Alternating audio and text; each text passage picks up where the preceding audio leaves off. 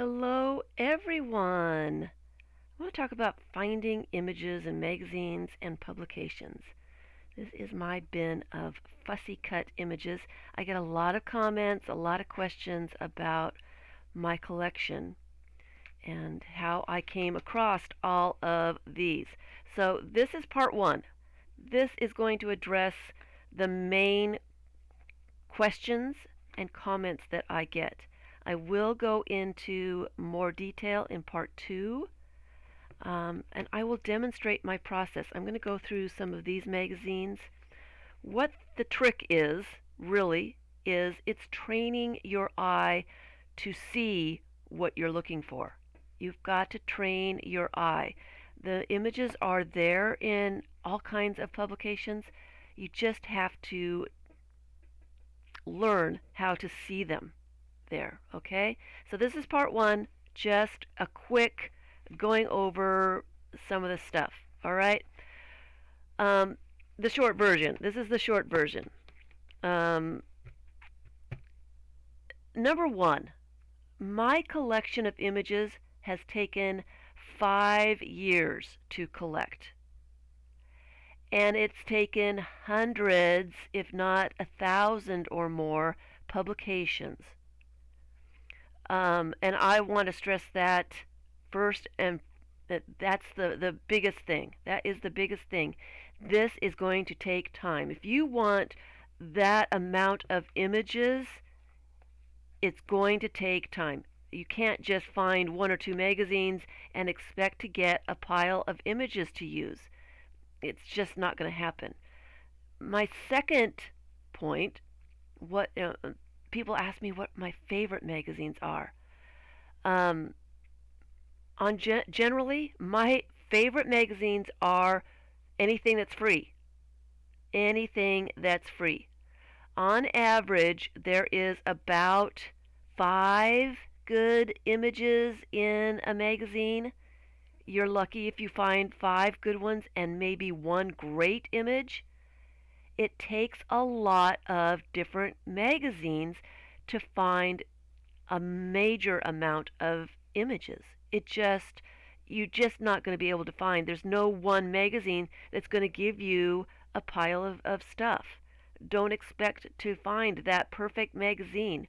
I used to love National Geographic. They used to have a lot of, animals and places, buildings, trees, and, just all kinds of stuff.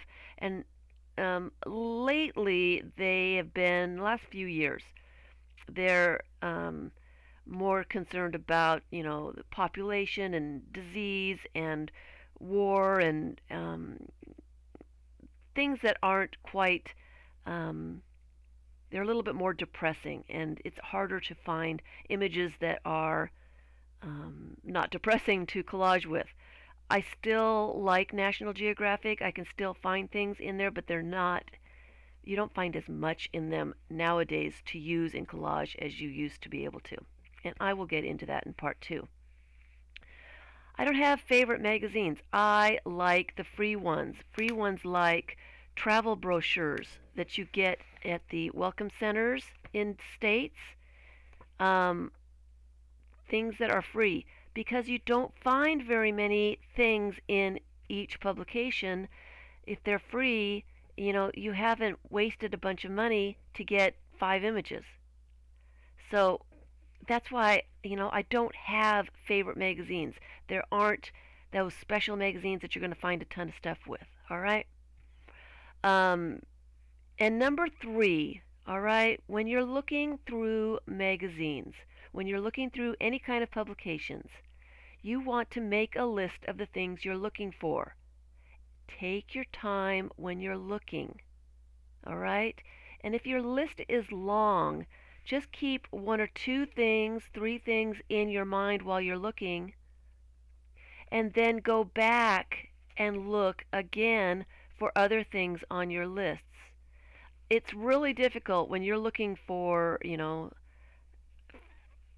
15 different things. You have to really take your time and, all those things. On the first thing on your list should be projects that you're working on right now, things that you need right now. And then on the bottom of your list, maybe things that are coming up in the future or that you would like to do. See if you can find stuff for things. Um, you need a list. You need a list because you kind of get lost when you're looking through a magazine. You kind of get lost looking, and you'll forget, oh, yeah, I was looking for that. You think you're going to see it as soon as you look at the page, but um, I don't know. Most of the time, I can go through a magazine the second time and see a bunch of stuff that I missed the first time. It never fails. Take your time when you're going through magazines. So I am going to do a part two, and I am going to talk more about the different types of magazines that I use. I've got a selection here of different things that I use: catalogs, travel brochures, magazines. I'm going to go through some of the pages, and I'm going to point out things that I would save. I'm going to go through my list of things, um, so you have some idea of. I'm going to demonstrate my process. I'm going to show you what my eye looks at when it's looking at the pages. So those are the main things that I want to stress. It's going to take time to get a collection of images put together. It's going to take a lot of different publications, different magazines. Um, you're not going to find a lot of stuff in every magazine. You're going to find 5 or 6 good images in each magazine. It's going to take a lot of, of images or a lot of magazines. And what I'm really going to demonstrate is you need a list. You need, a reminder of what you are looking for. Um, you really do need that. Even though I know exactly what I'm looking for, I forget, you know, 3 or 4 things on my list. If I have it written down, in a place where, I'm looking at a lot of magazines, oh yeah, I didn't look for words this time. I didn't look for figures. I didn't look for animals or, whatever. So I am going to go through my list and show you how I find things. So if you are interested in more of the process, visit part 2, and I will be going through these magazines. So thanks everyone for watching. Good luck in finding really good images in the magazines that you've got. All right.